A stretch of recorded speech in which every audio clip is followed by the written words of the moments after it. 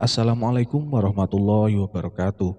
Kembali lagi di channel Awal Horor. Untuk kisah kali ini ada sebuah cerita yang diambil dari tulisannya akun Twitter @QWERTYPink. Dan untuk kisah yang akan saya bawakan kali ini yaitu sebuah kisah yang berjudul Kenapa Indigo. Sebelum kita lanjut ke ceritanya, tekan dulu tombol like video ini. Dan jangan lupa tekan juga tombol subscribe channel ini. Dan nyalakan juga lonceng notifikasinya, agar tidak ketinggalan cerita-cerita lain dari channel ini. Dan jangan lupa follow akun Twitter penulis. Bagi teman-teman yang ingin membaca langsung ceritanya, nanti silahkan saja kunjungi link yang saya sertakan di kolom deskripsi. Dan seperti apa untuk kisah kali ini?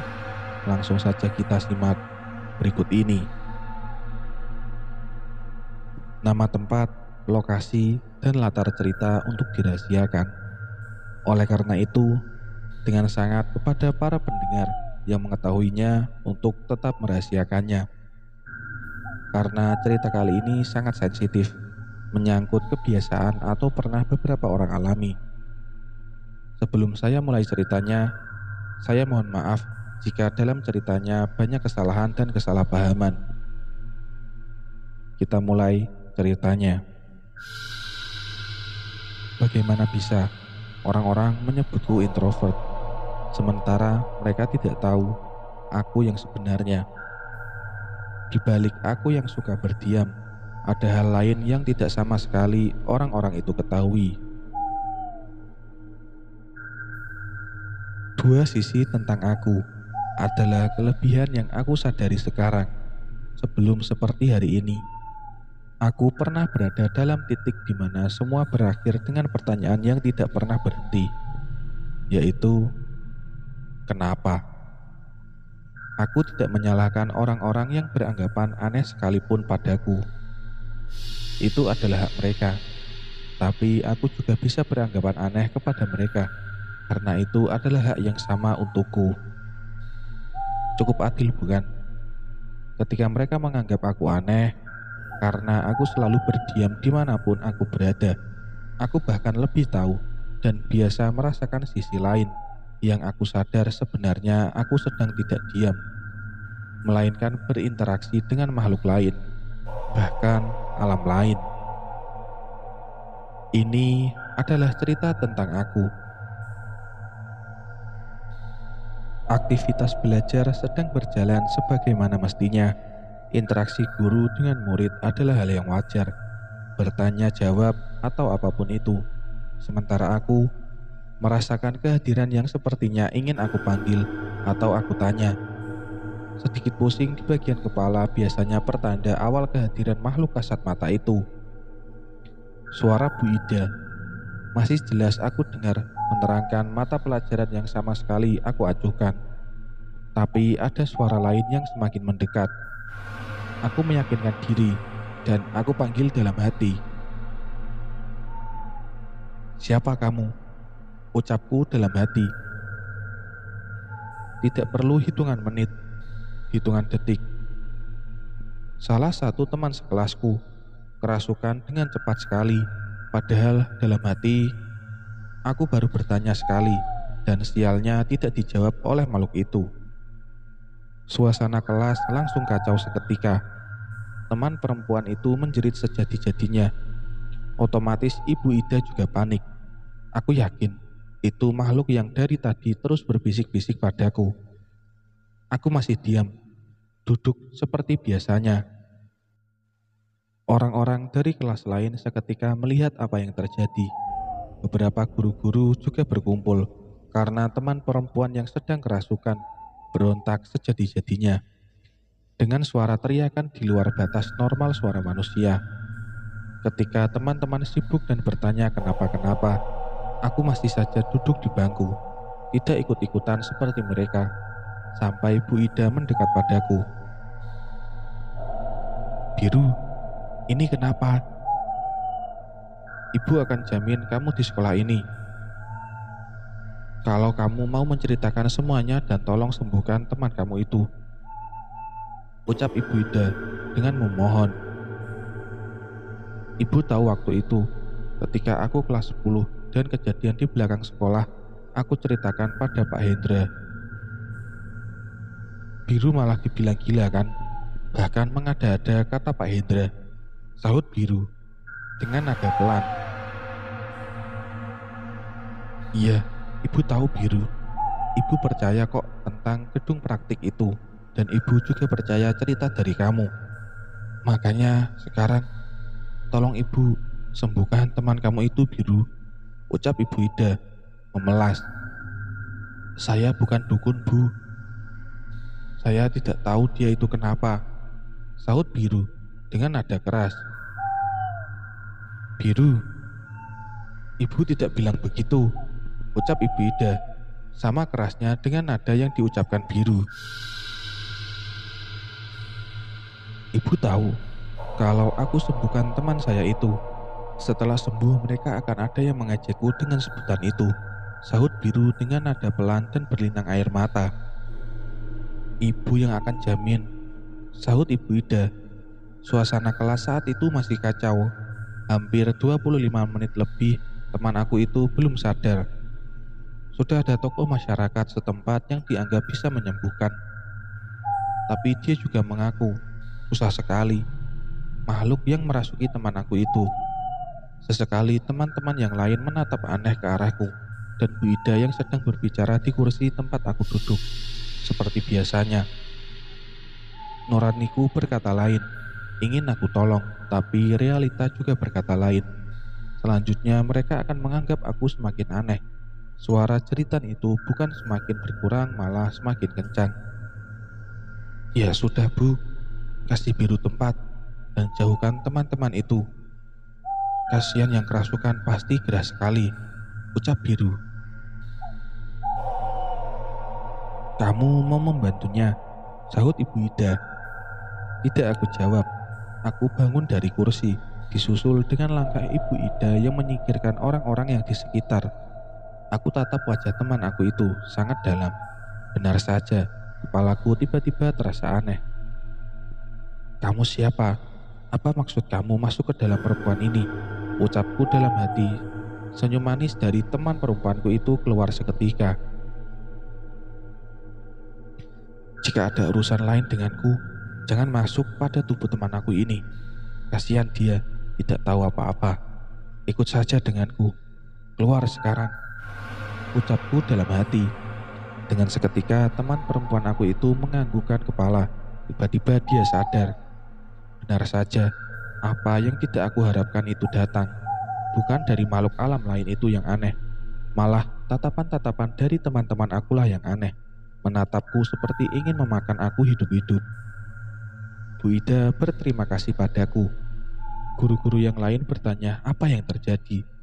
Tidak aku jawab sama sekali. Apalah arti jawaban ketika yang bertanya tidak percaya? Itu hanya akan membuang-buang waktuku saja untuk menjelaskan dan itu sangat membosankan sekali. Interaksi seperti itu sudah menjadi hal paling biasa aku rasakan. Bahkan 2 kali sudah aku menyadarkan yang kerasukan di sekolahku ini. Tapi itu juga karena ulahku sendiri yang mencoba memanggil bisikan-bisikan itu. Dan hal itu juga yang sudah cukup membuat teman-temanku sebagian menganggap aku semakin aneh. Iya, aku lupa menyampaikan. Aku adalah siswa kelas 11 di salah satu sekolah farmasi di kotaku ini. Aku ngekos, tempat tinggal orang tuaku sekitar 2 jam dari kosanku saat ini. Karena untuk memaksimalkan waktu, itu alasanku untuk ngekos. Sebetulnya tidak begitu. Aku ingin saja sendiri dan menikmati apa yang aku rasa nyaman seperti saat ini. Setiap kejadian yang aku rasakan berawal ketika aku berumur 4 tahun, sekitar tahun 2004. Ketika itu, aku baru saja pindah ke Pulau Jawa, tepatnya Jawa Barat. Setelah sebelumnya aku menghabiskan masa kecilku di salah satu kota ujung Indonesia. Di rumah orang tuaku terbilang kampung. Belakang rumah masih ada kebun yang sangat luas. Antara tetangga masih berjarak. Sejuknya udara terbilang paling sering aku nikmati di rumah ini. Dari sinilah aku mulai senang menyendiri, tidak seperti anak-anak lain yang suka bermain bersama. Itu kata ibuku yang bilang seperti itu. Aku mempunyai 2 orang kakak. Hanya dengan kakak keduaku yang terbilang dekat karena berbeda usia sekitar 5 tahun saja. Ingatan tentang masa kecilku hanya satu kejadian. Dan ini adalah memori terbaikku mengingat masa kecil itu. Waktu itu sore, aku sedang asik-asiknya duduk di belakang rumah. Kak Rian bermain dengan teman seumurannya, sementara aku hanya melihat dari kejauhan saja. Kak Rian bermain sepak bola dekat pohon awi atau bambu. Memang, pekarangan rumah terbilang luas sekali. "Biru, sini, ayo ikut main, kakak kurang 1 pemain," teriak Kak Rian. "Gak mau, aku gak bisa main sepak bola kak," teriak Biru. "Gak apa-apa, jadi penjaga gawang saja," ucap Kak Rian, sambil mendekat dan memaksa Biru. Iya, tapi sebentar saja ya," sahut Biru, mengikuti langkah Kak Rian. Gawang yang terbuat ala kadarnya itu kebetulan sekali dekat dengan pohon bambu itu. Selama permainan, bukan suara teman-teman kakakku yang terdengar jelas di kedua telingaku, melainkan suara lain, bisikan-bisikan yang tidak jelas. Aku sadar suara itu berasal dari mana. Bahkan aku sesekali coba cari suara bisikan itu dan melirik ke arah pohon bambu. 1 kali, tidak ada apa-apa. 2 kali sama. 3 kali, aku dikagetkan dengan suara yang membuat aku sangat kaget. "Biru, woi, kok diam saja? Ambil bolanya ke sana," ucap Kak Rian, menunjukkan arah pohon bambu. "Iya kak," ucap Biru, masih heran. "Kamu kok diam sih tadi?" sahut Kak Rian. "Gak apa-apa kak," ucap Biru, karena aku juga tidak tahu harus bilang apa pada Kak Rian soal diamku tadi. Selepas itu aku berjalan ke arah pohon bambu perlahan. Suara itu semakin mendekat, sangat dekat, tapi hanya bisikan tidak jelas, sangat tidak jelas. Aku ambil bola itu dan langsung saja kepalaku berat. Rasa pusing pertama yang aku rasakan. Selesai mengambil bola, permainan terus berlanjut sampai waktu sore semakin larut. Sinar jingganya sore perlahan turun berganti dengan gelap. Teman-teman Kak Rian sudah mulai bubar. Permainan selesai. Aku mengikuti dari belakang meninggalkan tempat ini. Baru saja beberapa langkah aku berjalan. Suara langkah selain langkahku paling akhir ada lagi langkah kaki yang aku dengar lebih dari langkah manusia pada umumnya. Seperti ada tangan di belakang, semakin mendekat pada pundakku. Dari situ, sudah tidak berani aku melihat ke belakang lagi. Tangan itu semakin dekat, bahkan dekat sekali. Aku melangkah, tapi sebentar. Aku seperti jalan di tempat, tidak melangkah. Bahkan bisikan itu semakin dekat sekali seperti di sisi telingaku. Aku sadar, hitungan menit seperti ada yang mengangkat tubuh ini. Bahkan aku sadar bahwa aku melayang. Sayangnya Kak Rian dan teman-temannya tidak ada yang melihatku, bahkan menengok ke belakang. Semakin sakit kepalaku. Setelah aku turun dan jalan normal, langsung saja langkah 1000 kaki bahkan lari dengan cepat menuju Kak Rian yang sudah duluan duduk di belakang rumah. "Kak, tadi lihat Biru ada yang angkat gitu badan Biru," ucap Biru, masih kaget. "Angkat bagaimana?" sahut Kak Rian, bingung sekali. "Kejadiannya barusan kak, seperti ada bisikan gitu dan tiba-tiba Biru diangkat gitu," ucap Biru. Kak Rian tetap tidak menanggapi ceritaku. Karena iya, aku juga sadar itu tidak masuk akal sama sekali. Tapi dari ketidakmasuk akalan aku itu, pertanyaan pertama, kenapa itu hadir?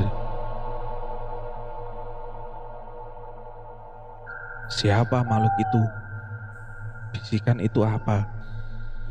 Kenapa harus datang padaku? Dan kenapa aku? Semenjak hari itu, di belakang rumah, awal semuanya aku terlihat pendiam, tapi kenyataannya aku terus berinteraksi dengan makhluk-makhluk kasat mata. Semenjak itu, keanehan bagi mereka yang melihat diriku adalah hal yang paling masuk akal untukku. Aku tumbuh dengan bagaimana normalnya orang-orang, kasih dan kisah yang orang tuaku berikan. Sama halnya atau bisa dibilang sangat normal. Tapi masalahnya, dalam pertumbuhan usiaku, keanehan yang aku rasakan ketika aku mencoba bercerita pada ibu. Waktu itu kelas 4 sekolah dasar. Aku sudah paham dan tergolong pintar sekali menguasai semua mata pelajaran. Sesekali aku bertanya sosok yang pernah aku lihat pada ibu. Bu, Biru di sekolah lihat perempuan kan yang menakutkan sekali. Wajahnya rusak, seperti bekas kecelakaan gitu. Ucap Biru menjelaskan. Di mana itu nak? Sahut ibu. Di depan gerbang sekolah yang dekat gapura itu bu. Kan Biru pernah cerita sebelumnya ke ibu. Ucap Biru. Biru, dengar ibu ya. Kamu hanya boleh bercerita apapun sama ibu. Jangan sama orang lain. Sahut ibu, penuh kecemasan. Semenjak itu, ibu lebih yang sering menerima obrolanku yang tidak masuk akal ini. Di sekolah semua kejadian sudah kenyang sekali aku lihat. Dari mulai bisikan, sosok terlihat samar. Bahkan sesekali dengan iseng mereka yang tidak terlihat itu sangat ingin mengobrol denganku. Tapi apa daya, aku lebih merasa risih. Bukan karena makhluk itu, tapi dengan tanggapan teman-teman atau guruku yang mulai menilaiku aneh. Dari situlah menyendiri dan tidak banyak interaksi dengan orang-orang. Bukan karena aku ingin, tapi keadaan yang mengajakku untuk seperti ini. Percaya atau tidak, pemikiran kakak Rian yang jauh usianya lebih tua 5 tahun. Bahkan aku merasa hampir sama. Tapi semakin aku mengerti sebuah pemikiran, semakin aku tidak berani hanya sekedar ngobrol sekalipun. Itulah aku, semakin hari semakin bertambah umur, semakin nyaman untuk menyendiri. Masa kecil menuju remaja, aku merasa kenapa hanya aku yang harus merasakan hal seperti ini. Dua orang kakakku sepertinya normal-normal saja, atau memang aku tidak pernah mengetahui apapun. Sampai pada waktu itu, aku ingat, aku beranjak masuk sekolah menengah pertama. Ini jauh dari pemikiran aku sebelumnya.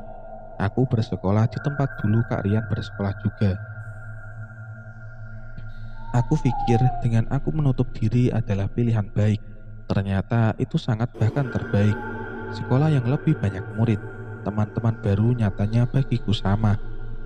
Setiap tempat yang aku datangi seperti ingin menyapaku dengan bisikan-bisikan yang tidak jelas.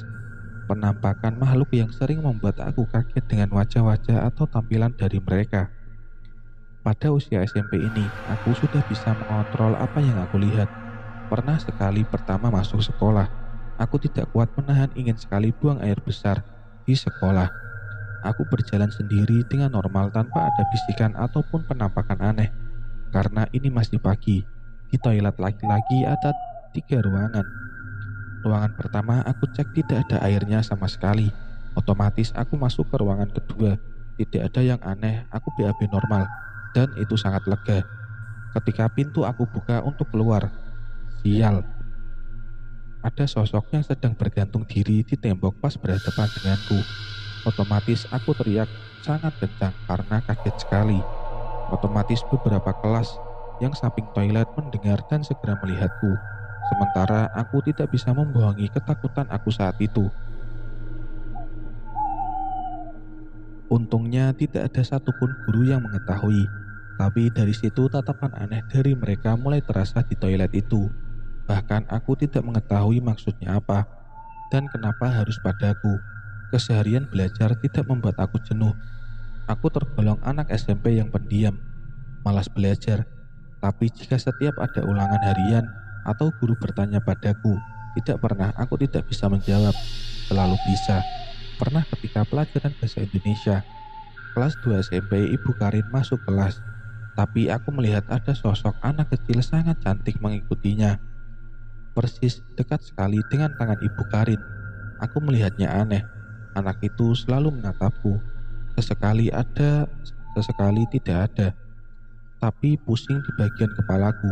Biasanya adalah awal interaksi itu. Aku pejamkan mata. Tiba-tiba anak itu ada pas sekali di bagian mukaku. Ah! Jeritku dalam kelas. Sangat kencang dan karena kaget. "Biru, kenapa kamu?" ucap Ibu Karin. "Tidak ada apa-apa, Bu. Maaf," sahut Biru. 29 orang dalam kelas itu tidak menatap siapa-siapa lagi kecuali pada arahku.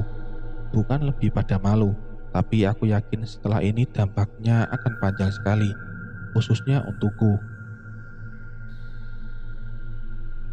"Kenapa kamu teriak tiba-tiba seperti itu di pelajaran saya?" bentak Ibu Karin.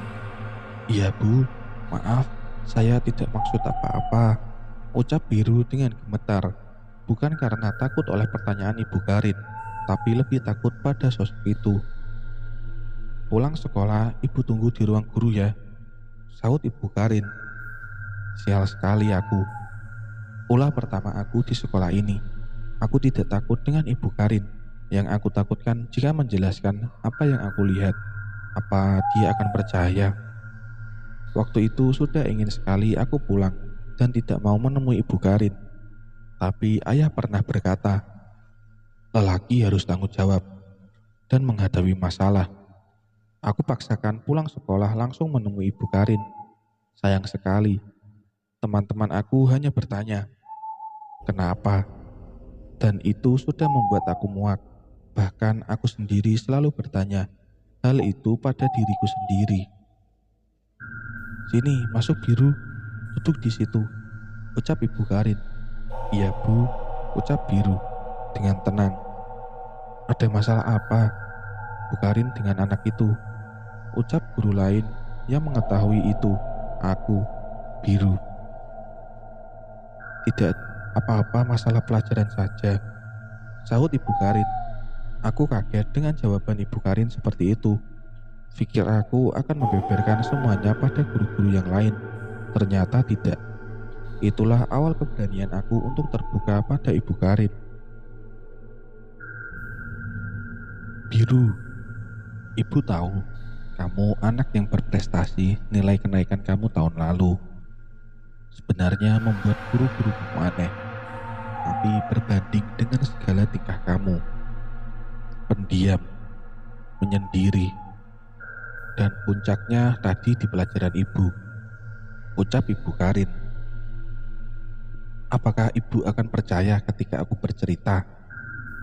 sahut Biru dengan tenang. "Silakan ceritakan, Biru," ucap Ibu Karin.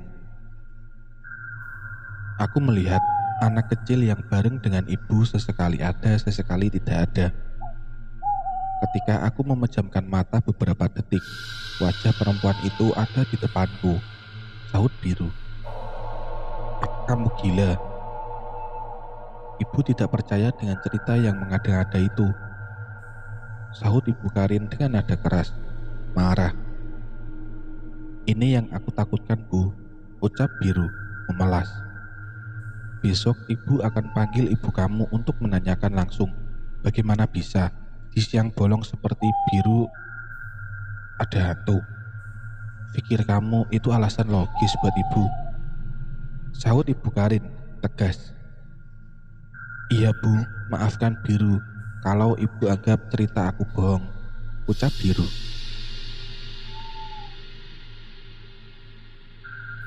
"Iya, salah satu contoh.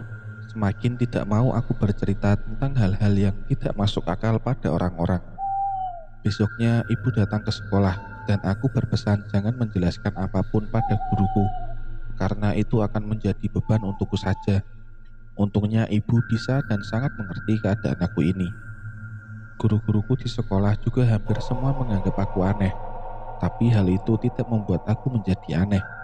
Karena itu apa yang aku lihat, apa yang aku rasa dan apa yang aku ketahui. Dari setiap kejadian masa sekolah SMP, kesan-kesan dari teman-teman aku cukup satu kata untukku. Aneh. Sementara pertanyaan kenapa masih selalu menggangguku, apalagi ketika aku masuk ke sekolah farmasi setelah lulus dari SMP. Banyak lagi pertanyaan kenapa yang aku jalani. Selepas kejadian ibu dipanggil ke sekolah menghadap Ibu Karin guruku, perhatian seorang ibu tetap sama, selayaknya umum untuk anaknya. Tapi kejadian itu yang membuat keluarga terutama ibu lebih paham lagi akan keinginanku. Bu, waktu itu ibu belum sempat cerita pada Biru. Bu Karin bilang apa? Ucap Biru, penasaran. Biru, intinya seaneh apapun orang-orang menganggap kamu, kamu masih punya ibu dan kakak-kakak kamu yang terus percaya kamu tidak seperti yang dibicarakan orang-orang. Ucap ibu. Iya bu, Biru percaya akan hal itu. Bu, apakah ibu mengizinkan untuk Biru sekolah di farmasi dan Biru ingin ngekos bu, kayak Kak Rian, sahut Biru. Kenapa tidak? Anak laki-laki harus belajar mandiri. Itu bagus kok Biru.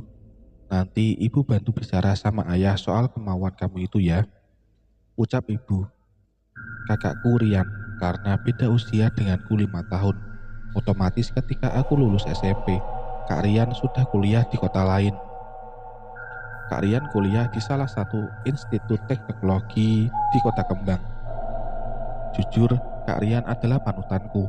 Sering sekali aku belajar banyak tentang apapun dari dia, walau dia mungkin tidak menyadari hal itu. Sederhananya, Kak Rian adalah 180 derajat dari aku, kebalikan dari segalanya tentang aku. Apalagi urusan berteman, dia mudah sekali bergaul dan mempunyai banyak teman. Itulah kebalikan yang tidak aku miliki. Berjalannya waktu, aku sadar pada setiap manusia, kehidupan dan keluarga seharusnya setiap kekurangan adalah pelengkap dari kelebihan itu sendiri. Sayangnya, sampai saat ini aku belum merasakan perihal keinginan aku untuk melanjutkan sekolah ke farmasi di kota ini. Berjalan sesuai keinginanku, orang tua sangat percaya padaku, bahkan tidak ada sedikit pun keraguan dari keputusan yang mereka keluarkan. Dan begitu juga soal keinginanku untuk ngekos. Biru, kamu yakin? Ucap ibu. Soal apa bu? Sahut Biru. Soal kamu untuk ngekos, ucap ibu. Yakin sekali bu, biar dekat dengan sekolahnya bu. Apalagi kan dari rumah ke sekolah jauh kalau berangkat dari sini, sahut Biru. Setelah meyakinkan ibu dan meyakinkan ayah, tidak lama dari hari pelulusan sekolah, aku diterima di salah satu sekolah farmasi. Alasanku sederhana, aku suka dunia kesehatan. Aku suka kimia, padahal hobiku programmer. Aku sadar bakalan banyak lagi cerita-cerita lain ketika aku jauh dari rumah. Mungkin aku akan banyak bertemu dengan makhluk aneh lainnya yang biasa orang-orang menyebutnya setan, hantu, arwah, penampakan, atau gaib. Tapi bagiku makhluk tersebut sama halnya punya hak lain tentunya di alam lain juga. Bahkan aku sendiri sulit untuk menjelaskan perihal tersebut. Dibantu Kak Rian karena dapat kepercayaan dari ibu untuk mencari kosan untukku. Tidak perlu waktu lama, hanya 1 hari sudah dapat kosan yang sesuai untukku, dekat gedung sekolah. Jadi untuk berangkat dan pulang cukup dengan jalan kaki saja, dan itu sesuai sekali dengan keinginanku. Pak Dadan adalah bapak kos baruku ini. Orangnya sangat baik, ramah, dan sering beradu sapa denganku. Kosanku itu terbilang biasa saja, tidak terlalu besar, bisa dikatakan cukup dengan kemampuan finansial orang tuaku untuk membayarnya. Ini Dik Biru, kosan untuk Dik Biru, sahut Pak Dadan. Iya Pak, sahut Biru. Begini Dik Biru, segala aturan ikutin aja. Yang udah ada, ini kuncinya. Untuk urusan air aman sekali, lancar. Semoga betah ya Dik Biru, ucap Pak Dadan. Pertama aku masuk kamar kosan ini, tidak ada apa-apa, hanya seperti sudah kosong beberapa bulan saja. Kosanku paling pojok dari gerbang masuk utama.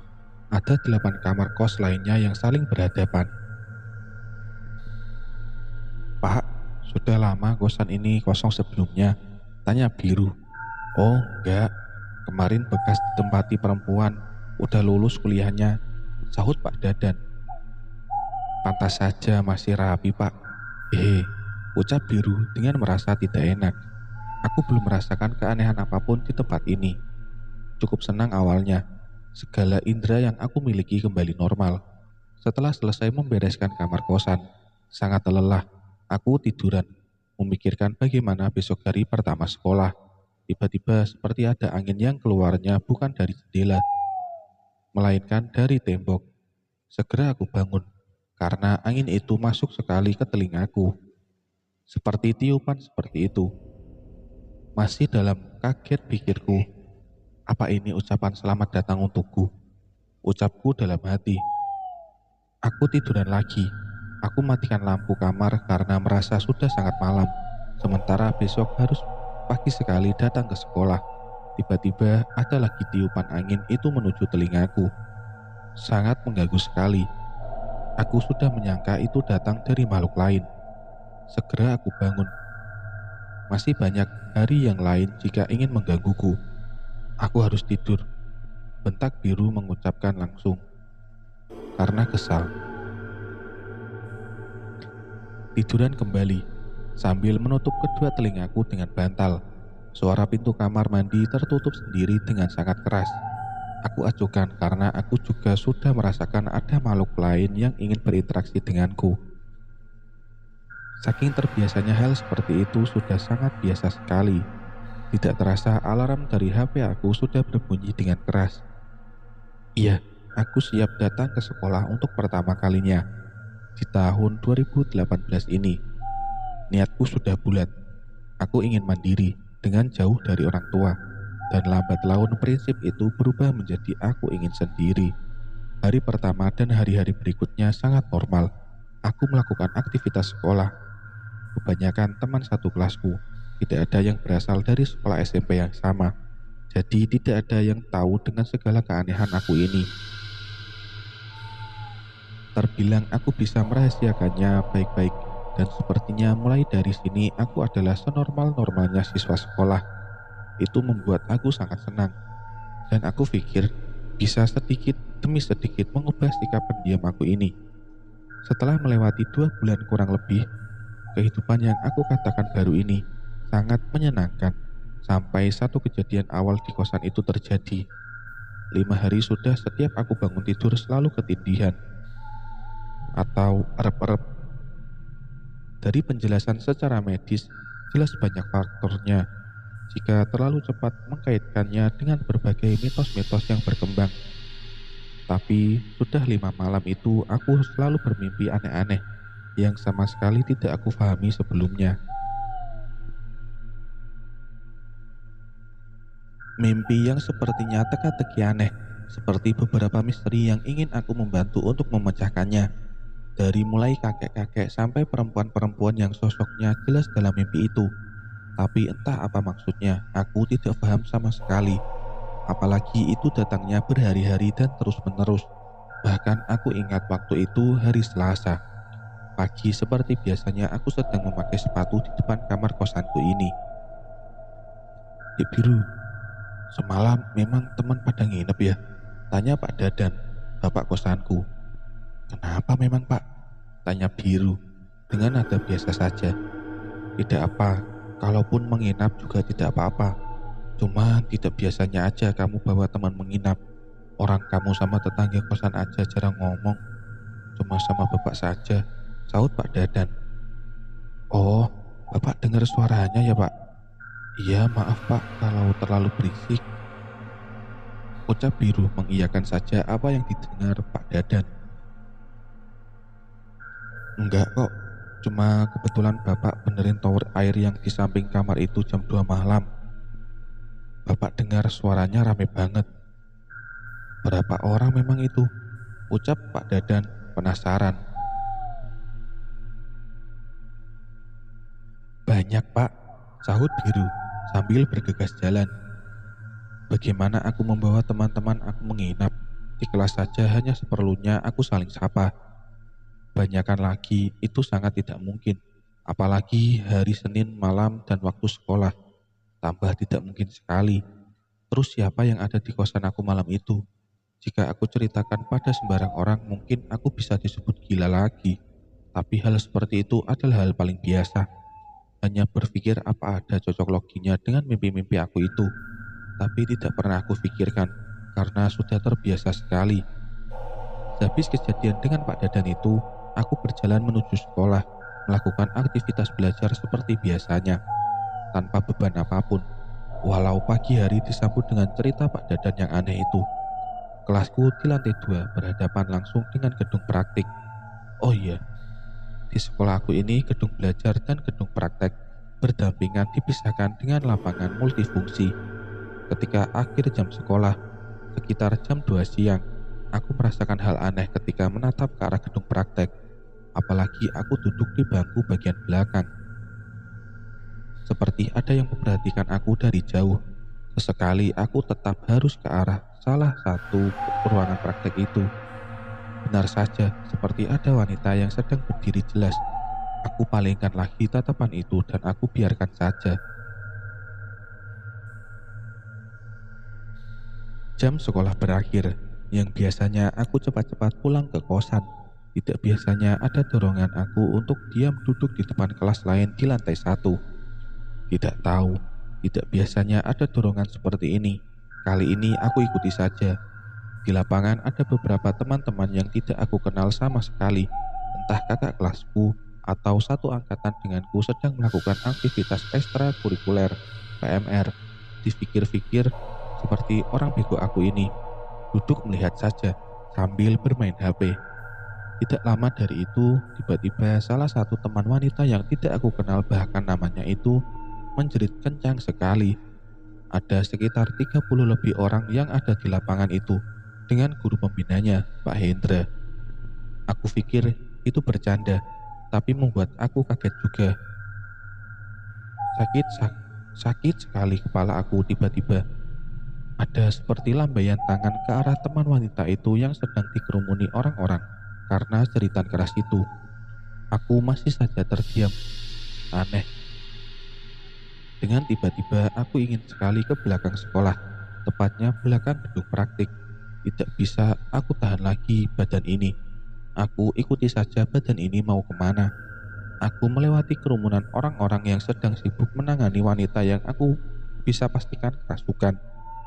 Beberapa teman lain yang melihat aku hanya berjalan melewati kerumunan itu terlihat menatap heran. Karena aku belum peduli sama wanita yang sedang kerasukan itu, lebih peduli pada belakang gedung praktik.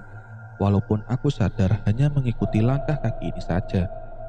Beberapa guru-guru yang berpapasan denganku juga melihat aku seperti aneh sekali, karena yang lain berjalan menuju arah lapangan, sementara aku sedang kejadian seperti itu malah berjalan ke arah lain. Tiba di belakang gedung praktek itu. Ini baru pertama kali aku melihat ke belakang gedung praktek. Bulu pundaku naik seketika. Aku mendengar suara ketawa jelas, bukan dari arah lapangan, melainkan dari arah pohon dekat gudang tempat menyimpan bangku-bangku bekas dan barang-barang bekas itu. Aku menolak untuk mendekat ke situ, tapi sisi lain daripada diriku tetap ingin mendekat. Kenapa ini bisa seperti ini? Aku ikuti saja langkah demi langkah menuju pohon dan gudang itu. Benar saja, dalam gudang yang terkunci itu, suara ketawa perempuan jelas aku dengar. "Siapa kamu?" ucapku keras. Suara ketawa itu hilang. Tiba-tiba ada yang berbisik di telingaku dengan jelas. Aku tadi yang lihat kamu. Kamu juga lihat aku. Mau kamu apa? Tanyaku. Jika ada orang yang melihat pasti menganggapku aneh bicara sendiri. Aku mau ikut sama kamu. Bawa aku dari sini. Itu yang kerasukan ulah kamu, ucap biru. Bawa aku dari sini. Dari pohon ini. Teriaknya dengan kencang sampai kupingku panas sekali. Seketika suara itu hilang. Dengan cepat dan buru-buru aku menuju lapangan. Wanita yang kerasukan sudah dipindahkan ke ruang guru. Karena saat aku melewati ruang guru itu sudah banyak guru-guru dan beberapa orang yang aku pikir sedang berusaha mengobati teman wanita aku yang sedang kerasukan itu. Dengan nafas yang masih ngos-ngosan, aku diam dan melihat di pintu ruang guru itu. "Jangan diam di pintu, biar udaranya masuk," perintah Pak Temi, salah satu guru aku. "Pak, apakah aku boleh mencoba menyembuhkan teman aku itu, Pak?" ucap Biru. "Nah, kamu siapa? Anak kelas 1 ya?" tanya Pak Temi. "Iya, Pak," ucap Biru. "Emang kamu bisa?" "Anak itu sudah 30 menit lebih kerasukan dan sudah beberapa orang yang mencoba menyembuhkan tetap tidak bisa." "Aneh-aneh saja kamu ini," sahut Pak Temi. "Iya, Pak, maaf," ucap Biru. Bukan memelas tapi berpikir andai saja semua orang bisa mudah percaya padaku. Pucuk dicinta ulam pun tiba. Ternyata ada seorang guru yang dari tadi mendengarkan percakapan aku itu. Bu Ida. Iya, Ibu Ida Paramita. "Biru, ayo masuk sini," ucap Bu Ida. "Baik, Bu," sahut Biru. "Coba-coba minggir, kasih Biru kesempatan," ucap Ibu Ida kepada orang-orang yang sedang berkerumun di dekat wanita yang sedang kerasukan itu. Teriaknya sudah berkurang, hanya senyum-senyum saja dan sesekali tertawa.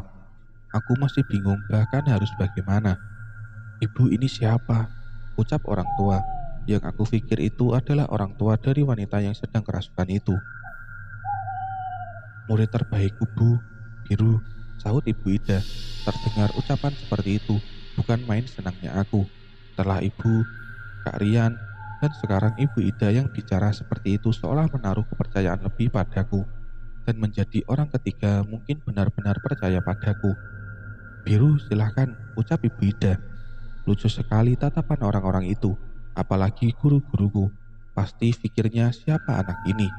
Anak kecil, kurus, sok-sokan mau menyembuhkan. Paling juga kalau beneran sembuh kebetulan saja. Aku yakin pasti ada pikiran seperti itu. Tapi karena sudah biasa, aku bodoh amatkan saja. Seperti biasa, aku tatap mata wanita itu dalam-dalam. Baru saja aku tatap, dia bangun dan langsung dipegang oleh beberapa orang.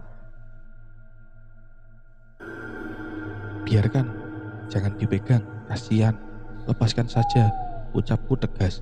Seketika tatapan itu makin aneh padaku. Tapi untungnya orang-orang yang memegang itu menuruti kemauanku. Karena aku yakin, soalnya seperti ada bisikan jelas seperti kejadian di belakang gedung praktek barusan. Bisikan itu makin kuat, sayangnya semakin tidak jelas. Aku masih menatap mata wanita yang sedang kerasukan itu. Sialan, tiba-tiba tangan wanita itu bergerak melingkar ke arah lehernya beberapa kali, seperti pertanda bunuh. Terus-terusan seperti itu beberapa kali, dengan mata yang melotot. Bergerak lagi tangannya seperti menjinjing. Aku tidak tahu apa maksudnya, apa pesan yang mau disampaikan padaku. Karena jujur, itu hanya bisikan tidak jelas. Aku akan berusaha menebang pohon di belakang gedung praktek yang dekat dengan gudang itu. Kalau memang yang ada di dalam tubuh teman aku ini adalah kamu, ucapku dalam hati, mencoba berbicara dengan makhluk yang ada di dalam teman wanitaku ini. Kepalaku sakit sekali, benar-benar lebih sakit dari sebelumnya. Wanita itu tersenyum manis, sambil tertawa terbahak-bahak dengan jelas, namun tidak normal seperti wanita pada umumnya. "Iya, aku akan berusaha, bahkan aku akan ceritakan agar pohon itu ditebang atau mungkin apa saja," ucapku dalam hati sambil menatap tajam pada wanita itu. Tidak lama aku berbicara dalam hati. Bruk, tubuh wanita itu jatuh tertidur. Aku langsung mengusap mukanya dan benar saja langsung sadar. Terlihat sangat capek dari wajahnya. Dia menatapku. Aku langsung mundur. Entah kenapa aku juga merasakan lelah sekali. "Biru, terima kasih," ucap orang tua wanita itu. "Sama-sama, Bu," sahut Biru. Aku langsung duduk di dekat Bu Ida. Tidak lama murid-murid lain yang dari awal menyaksikan disuruh bubar sama Pak Hendra. "Nih, Biru minum," ucap Bu Ida sambil menyodorkan air minum. "Terima kasih, Bu," sahut Biru. Tiba-tiba Pak Hendra yang awalnya melarang bahkan menyepelekan aku karena ketidaktahuan awalnya itu hal yang wajar. Tapi dari rautnya seperti banyak menyimpan pertanyaan. Apalagi Pak Hendra termasuk guru yang lama di sekolah ini. Aku dengar itu dari anak-anak lain. "Biru, kenapa tadi teman kamu itu?" tanya Pak Hendra. "Kerasukan, Pak," sahut Biru singkat. "Kenapa bisa sama dia?" ucap Pak Hendra. "Tidak tahu, Pak," sahut Biru. "Terus kenapa harus seperti itu?" ucap Pak Hendra semakin penasaran. "Gedung praktek di belakangnya ada pohon yang dekat dengan gudang itu. Kusarankan untuk ditebang saja," sahut Biru pelan. "Kenapa dengan pohon itu?" ucap Pak Hendra semakin penasaran. "Tidak tahu, Pak. Sebelumnya aku melihat dulu ke belakang gedung praktek itu. Tiba-tiba ada suara dan obrolan dengan makhluk lain dekat pohon itu, Pak. Pokoknya saran aku tebang saja, Pak," sahut Biru dengan gemetar menjelaskan. Walau aku sadar antara guruku itu percaya sangat tidak mungkin sekali, apalagi pada murid seperti aku ini. "Maksud kamu pohon yang satu-satunya itu?" tanya Pak Hendra. "Iya, Pak, pohon dekat gudang," sahut Biru. "Sudah aneh kamu ini. Sebelumnya juga baik-baik saja dan tidak ada yang menyangkut pautkannya dengan pohon itu," ucap Pak Hendra tegas. "Iya, aku juga mengerti. Orang-orang yang selalu memakai logika ketika aku menjelaskan tidak akan pernah saling memahami. Karena apa yang aku rasa, apa yang aku lihat tidak mereka rasa dan tidak mereka lihat. Tapi kenapa untuk sekedar bertanya kemudian aku jelaskan malah menganggap aku yang aneh?" Selepas kejadian itu, aku tidak memikirkan apapun kata-kata Pak Hendra karena sudah biasa dengan hal seperti itu. Aku langsung bergegas untuk pulang ke kosan. Aku melewati gedung di sekolah farmasi ini ada dua. Satu gedung belajar, satunya lagi gedung praktek. Setiap aku pulang sekolah menuju kosan, selalu melewati bagian samping gedung praktek karena ada gerbang yang biasa dipakai pegawai kantin keluar masuk itu. Aku sering lewat situ. Sudah beberapa hari memang perasaan aku dibuat aneh ketika melewati jalan di antara gedung ini. Apalagi ketika sudah tahu di belakang gedung praktek dan kejadian barusan yang kerasukan. Suasananya semakin terasa. Aku acukan saja terus berjalan, mengesampingkan perasaan dalam diri aku ini. Semakin langkah kaki terus berjalan, sepertinya ada yang mengikuti aku, ucapku dalam hati, sambil menengok ke belakang, tapi tidak ada apa-apa. Setelah keluar dari gerbang kecil itu, aku mendengar langkah kaki jelas, tanpa alas berjalan mendekati aku tidak aku tanggapi. Benar, ada yang mengikuti aku, ucapku jelas. Aku paksakan menengok ke belakang, tidak ada lagi. Siapa itu? Kenapa harus mengikuti aku? Sampai aku di kosan perasaan tidak enak itu masih ada saja. "Baru pulang, Biru?" tanya Pak Dadan. "Iya, Pak," ucap Biru. "Lah, tadi siapa yang ketawa di kamar kamu? Bapak dengar jelas," sahut Pak Dadan. "Ketawa bagaimana, Pak?" tanya Biru. "Seperti suara kamu," ucap Pak Dadan penuh dengan heran. "Ah, kapan sih, Pak?" sahut Biru. Dalam hati juga penasaran. "Jam satuan tadi, siang loh, Biru," ucap Pak Dadan. "Oh iya, itu aku, Pak. Tadi pulang dulu terus telepon sama kakak. Aku jadi ketawa gitu," sahut Biru menjelaskan. "Bagaimana bisa? Aku siang di sekolah dan siapa yang tertawa di dalam?" Aku menjawab seperti itu hanya supaya Pak Dadan tidak banyak pertanyaan lain saja. Selepas bersapa dengan Pak Dadan, aku langsung bergegas masuk ke kamar. Syukur perasaan aneh itu hilang seketika. Mandi, lanjut mengerjakan tugas sekolah. Kamar kosanku sederhana sekali. Kasur tempat tidur menghadap ke bagian kamar mandi yang lampunya belum aku matikan. Biasanya langsung aku matikan. Aku melihat jam sekitar 6:30 malam, masih mengerjakan tugas dengan santai. Tiba-tiba aqua botol yang aku simpan di atas meja jatuh. Cukup lumayan membuat aku kaget sekali. Padahal aku ingat tidak menyimpan aqua itu di ujung meja. Tidak aku benarkan karena aku cuekin saja. Masih mengerjakan tugas. Tapi kenapa? Kepala aku ini makin sakit sekali. Berdenyut kencang. Beberapa detik aku melihat ke arah kamar mandi yang pintunya tidak tertutup full. Ada bagian celah pintu kamar mandi kosan itu terbuka. Aku sadar sekali. Siapa itu di dalam? Aku yakin ada sosok di dalam itu karena terlihat bayangan jelas. Tapi siapa sosok itu? Aku masih bertanya sambil meneruskan tulisan tugas aku ini. Tapi kepala aku masih tetap sakit. Aku paksakan saja. Ingin sekali menolak mata ini melihat ke arah celah sekian sentimeter kamar mandi itu. Tapi semakin aku tolak, semakin kuat dorongan mata ini untuk melihat ke arah itu. Suara botol yang belum aku betulkan posisinya itu tiba-tiba terangkat sendiri dan jatuh. Itu membuat aku kaget sekali. Saat aku melihat ke arah botol aqua itu, dengan sengaja aku lihat ke arah kamar mandi itu dan benar saja, ada sosok seperti perempuan berkepala buntung, tangannya memegang kepalanya. Ingin aku teriak sekeras-kerasnya bukan karena takut melihat sosoknya, lebih kepada sangat kaget. Karena aku melihat dari celah pintu kamar mandi itu. Nafasku sudah tidak bisa diatur. Aku tatap lagi sosok itu masih ada berdiri dengan posisi yang sama. Aku perhatikan betul beberapa detik. Iya, kepalanya buntung. Tangannya memegang kepala dengan rambut panjang menutupi wajahnya. Tidak pikir panjang. Aku bangun, aku bukakan pintu kamar kosan. Duduk di depan, masih dengan nafas yang ngos-ngosan.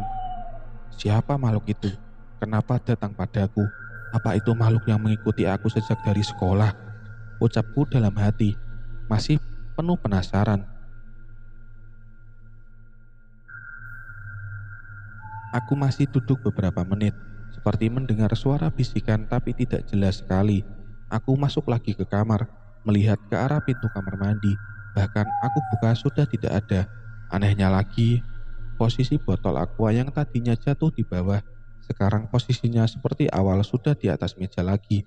Tidak aku bereskan tugasku ini, malah masih berserakan di bawah, karena aku akan berniat besok pulang dan berbicara pada ibu. Urusan sekolah bisa aku bolos. Aku paksakan tiduran, memejamkan mata. Lampu kamar tidak aku matikan. Namun tidak sepertinya ada angin masuk lewat jendela yang sengaja aku buka. Sangat nyaman sekali, apalagi setelah barusan mengalami kejadian aneh seperti itu. Aku terbangun oleh suara jendela dan sepertinya ada orang yang menutupnya dengan sengaja. Badan aku masih belum bangun, masih terbaring. Setelah beberapa detik aku bangun. Siapa? Ucap Biru dengan tegas. Walah, Biru, kamu ini kirain belum bangun. Bapak ini, sahut Pak Dadan.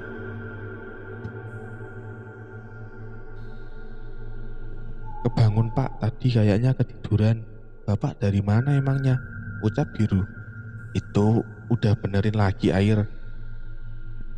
Naik tadi ke sana tuh, sahut Pak Dadan sambil menunjukkan arah tower air itu, dan Pak Dadan juga melihat ke arah yang sama. Siapa lagi itu sosok wanita berambut panjang, lengkap berdiri tegak di samping tower air itu, ucap Biru dalam hati. Pas sekali melihat ke arah tower itu. Oh iya Pak, aku masuk lagi ya, ucap Biru. Iya Bapak juga, jadi gak enak gini anginnya, sahut Pak Dadan. Sial, andai saja Pak Dadan bisa melihat apa yang aku lihat di atas tower air itu. Mungkin dia akan berteriak, atau lari, atau juga pingsan. Untung saja aku tidak menyebutkan juga apa yang aku lihat itu pada Pak Dadan. Segera aku tiduran lagi setelah menutup jendela itu. Aku lihat jam, di HP jam 2:30 pagi. Masih ada waktu sebelum pagi, dan aku mau pulang. Sudah pengen berjumpa dengan ibu dan menceritakan yang telah aku alami. Sekian.